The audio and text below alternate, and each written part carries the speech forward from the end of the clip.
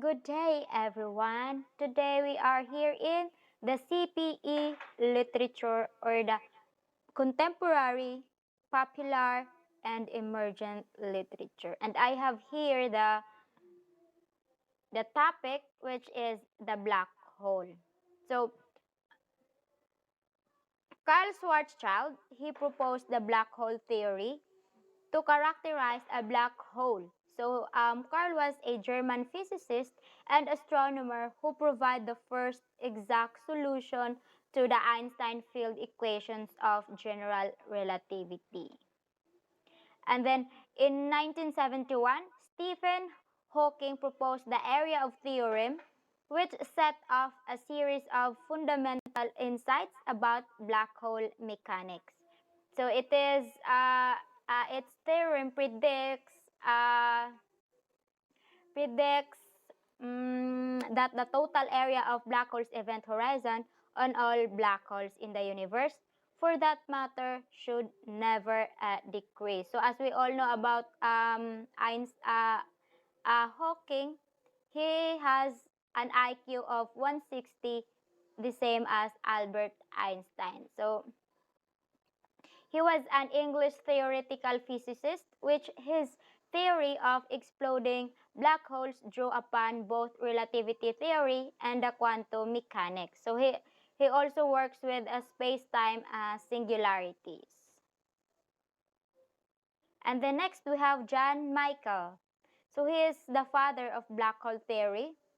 Um, he was the man who is so far from his scientific contemporaries that his ideas language of obscurity. So when we say languished, it is something that is unsuccessful or or failure to make a progress. So until they reinvented for more than a century later. So during his days, he discovered black hole, but none of the researchers, none of the scientists or astrologists agreed about his theory. But then, after 100 of years, some researchers found out that there's really a black hole, and then Michelle's or Michael's proposal was true. So after that, the people started to call him as the father of the black hole theory. So John Michael was an English natural philosopher and a clergyman who provided a pioneering insights into a wide range of scientific fields such as astronomy, geology, optics, and gravitational matters. So, a lot of philosophers, astrologists, researchers wants to propose a theory of a black hole. But what is this black hole? Why are these people have such interest to know or to discover about it? So, um, black hole is some described as some of the most fascinating and yet to be fully explored objects in the outer space. That made the astro astronomers keep on searching out for evidence. Okay, so why do astronomers call it as a black hole? It's a black hole because of it is it is a region in the outer space where nothing, not even a single light, can escape its gravitational pull. So it is a region in the outer space where the gravity is very strong, and it doesn't allow even the smallest particles of electromagnetic radiations or some space objects such as comets and planets. So because nothing can get through it. Okay? So they are not even visible to the people. That is why they are referred to as black holes. So only space telescopes with special tools are used to identify these black holes. So the theory of general relativity, which published by Albert Einstein in 1915 and which describes gravitation in modern physics, predicts that sufficiently compact mass can deform space-time, which turns into a black hole. So the boundary of the black hole, which is said to be as nothing, can escape. So according to the general theory of relativity by Einstein, so there are no detectable features of black holes despite the fact that they can have an enormous impact on objects around them. So black holes are stellar mass, have temperature on its other of billions of Kelvin, in which makes to impossible to observe through our naked eyes. So let's have the short history of a black hole. So in 18th century, John Michael, as I mentioned earlier, he was the father of the black hole theory, was first to consider objects whose gravitational pull were strong enough to not allow lights to escape. That is why it is called black hole once again. So it is in then in later to 1915, Einstein developed the general theory of relativity and showed that gravity does influence light's motion. So we are all aware of Albert Einstein's known, right? So when we heard about his name, first thing that comes to our mind was he was great in mathematics. So he is the general. He is the master of the general of the theory of relativity, and it is he is arguably as the most influential scientist during the 20th century. So and then Carl Schwarzschild in 1916 found a solution using a relative theory to characterize a black hole. So as I said earlier about Schwarzschild. So then in 1958, David Finkelstein interpreted it further. So the discovery of neutron stars in 1967 sparked further interest in the gravitationally collapsed impacts the object.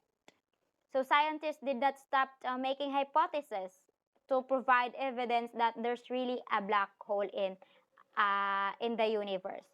So in 2016, the LIGO Scientific Collaboration, or the LCS, and the Virgo collaboration detected gravitational waves from the first for the first time. So it is represented the first observation of a black hole merger. And then, how big is the black hole? So scientists believe that the smallest black hole is the same as size of an atom.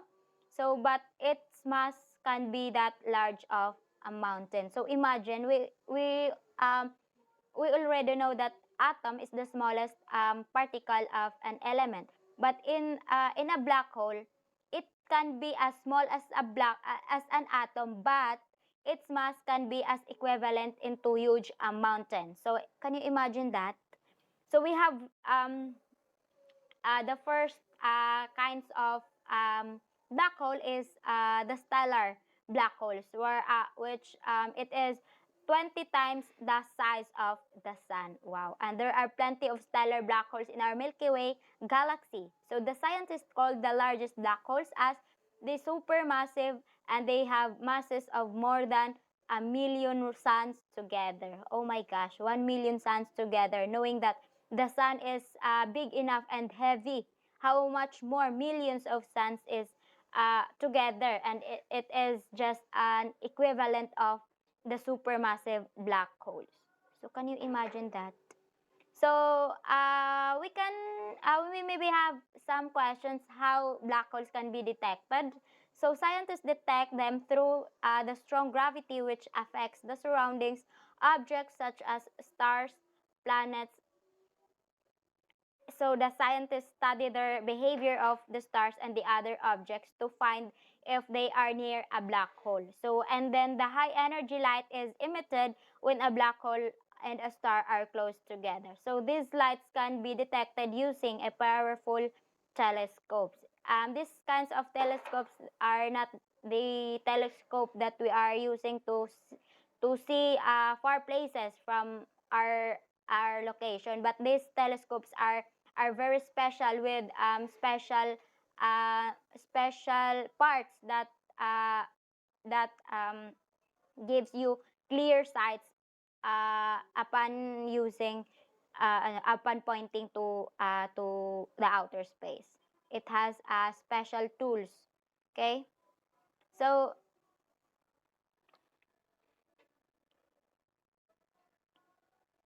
that's how a black hole can be detected through a specialization of some telescopes mm, used by the scientists. And do you know that you can't directly see a black hole? So again, a black hole is called black hole because of its color, especially since light can't escape. So what we can see through is the effects of a black hole. So analyzing the surrounding area of a black hole, we can see its effect upon its environment, but not totally the black hole itself. So it's very impossible for us to sense the hole directly through the environments used or whatever electromagnetic radiation do you use. So according to the NASA or the National Aeronautics and Space Administration, um, that's how the NASA to describe how the instruments being used affect its um its its form in the outer space. So the key is to look the holes. This is according to the NASA again. The key is to look the holes effects on the nearby environment. Let's state for an example. If it if a star happens to get too close to the black hole, um, for example, the black hole naturally pulls on the star and rips it to its shreds. So the matter from the star begins to flow towards the black hole. So when it gets faster, it gets hotter and glows brightly in the X-rays.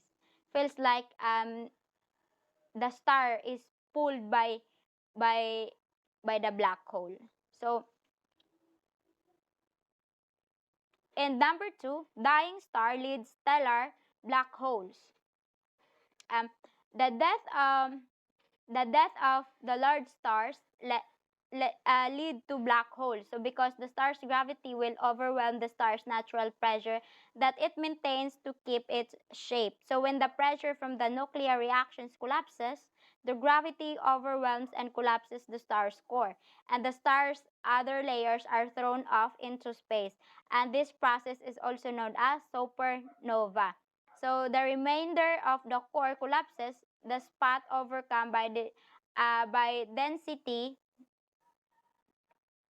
density and without volume. So that is the black hole itself. So let's state for an example, when a star is about 20 times more massive than the sun, so our sun is going to end its life quietly. So because of its nuclear fuel burns out, so it will surely fade into a white dwarf.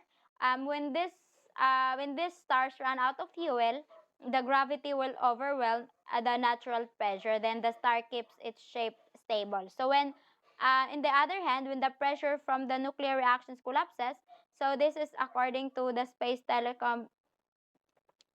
Telescope Science Institute, the gravity will violently overwhelms and collapses the core and the other layers of the flung into the space. So this is called again the supernova. Um, Supernova is another term for a black hole. And black holes are funky.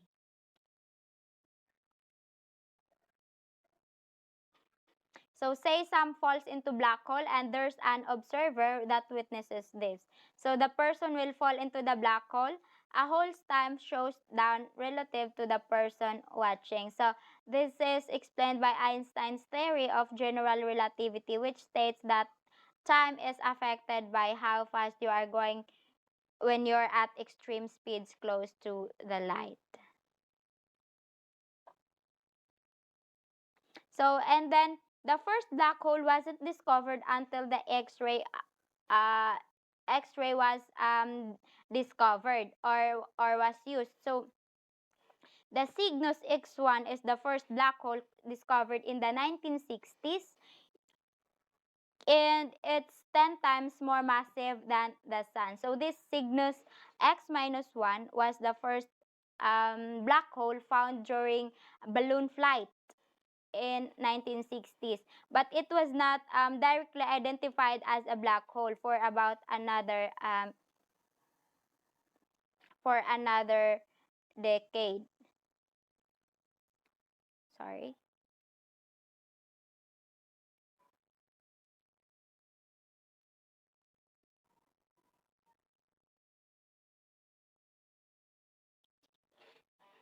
Again, um, but it was not this. So according to the NASA, the black hole is 10 times more massive to the sun. So nearby is a blue supergiant star and is about 20 times more massive than the sun, um which is due to the black hole and creating an X-ray emission. So in our high school days, we are taught that the most active star in the is the bluish one, and those yellow reddish are dying. So this supergiant um, star is active, known to be a black hole. So the dying stars, if the stars are being pulled out when they are dead, that's the time that there's a black hole. So the closest black hole is probably not um, 1,600 light years away. So the V4647 Sagittarius was thought to be 1,600 years away, but is further away than expected. So scientists now believe that this black hole is about 20,000 light years away. So the Sagittarius here is known as the closest black hole in the Earth. So not close enough to be considered. That takes 1,600 light years away. But when we say light year, it is the distance of light years travels in 1 year. And then black holes are only dangerous if you get too close. So black holes are safe to observe from a lengthy distance. But if you are not get too close, which also means that it's unlikely for a black hole to consume an entire universe. So in another words, black holes are not dangerous if you are observing far from it. For example, you are observing using your electromagnetic tool to detect a black hole, but you are just observing here on Earth, then you are safe. But no assurance that you can find that black hole. But then when you are craving for an answer, if really black hole exists or if it's real, then you want to witness it by yourself. Then you have to then you decide to travel outer space. Then this is the time that it is dangerous, or it can harm you. So the black hole will swallow you. The black hole will swallow you alive. Ganon. And then black holes are constantly used in science fiction. So usually we can see black holes in our science fiction or movies. So there are multitude of black holes portrayals in science fiction. So many examples include the movie of Interstellar, Event Horizon, Star Trek, Battlestar, Galactica, Treasure Island, Superman, and the other animated series of Transformer. So there are three categories of black holes. Number one is the primordial black holes. These are the smallest black holes. So when we say uh, primordial, these are the smallest of black holes and range from an atom size to a mountain's mass. So I said it earlier. And then they are a hypothetical type of black hole. So when we say hypothetical, it is um, it is a suggested idea or it's just a theory. So a primordial black holes are a hypothetical black hole that formed after the Big Bang theory. So, are you familiar of the Big Bang theory? It was proposed by George Lemaitre in 1920s. So, in the early universe, high densities and heterogeneous conditions could have led sufficiently dense regions to undergo gravitational collapse, forming black holes, specifically the primordial black holes. And the next category is the stellar black holes. These are the most common of black holes and they can be up to 20 times more massive than the sun. There are also a variety of these all over the Milky Way.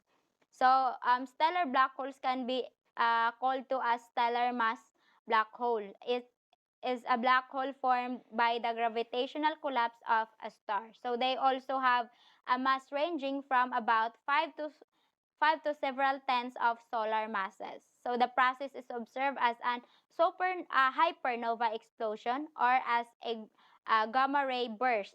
So other scientists or researchers also call stellar black holes as collapsars. And the third and the last category is the supermassive black holes.